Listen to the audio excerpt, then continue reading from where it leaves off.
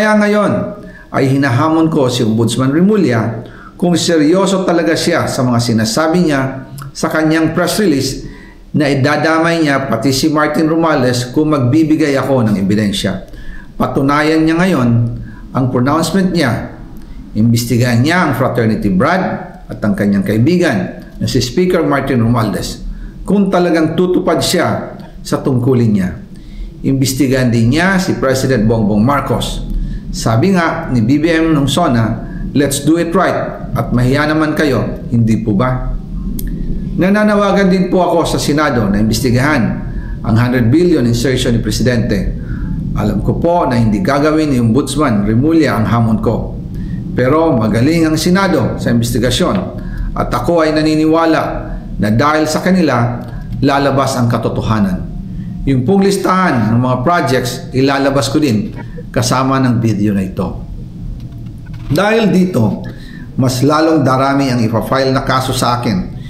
Ginagamit ng administrasyon ang buong resources ng bansa para tumahimik ako, para masira ang aking kredibilidad. Darami din ang banta sa buhay ko at ng aking pamilya.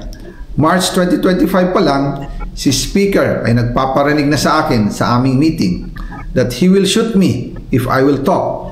At pagkatapos niyang sabihin sa akin in a phone call na don't come home, we will take care of you, tumawag ulit si Speaker Martin at sinabihan niya ako na pag umuwi ako will be dangerous kasi they might hire someone to do a rob out on me or hire the police to kill me while in jail. Una pa lang ito sa magusto kong ibunyag. Marami pa akong dadalhin sa liwanag.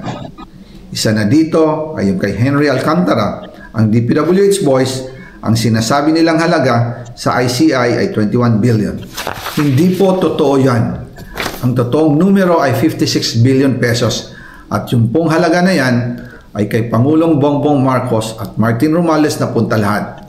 Ilalabas ko po ang buong detalye sa darating na mga araw. Kaunting pasensya pa po. Sana po ay hindi nila ako mapatay bago ko mailabas ang lahat. Sa inyong lahat sa Pilipinas, lalong-lalo na sa aking pamilya, taos-puso akong humihingi ng paumanhin. Ginawa ko lang ang utos sa akin, pero ngayon, handa na akong harapin ang lahat.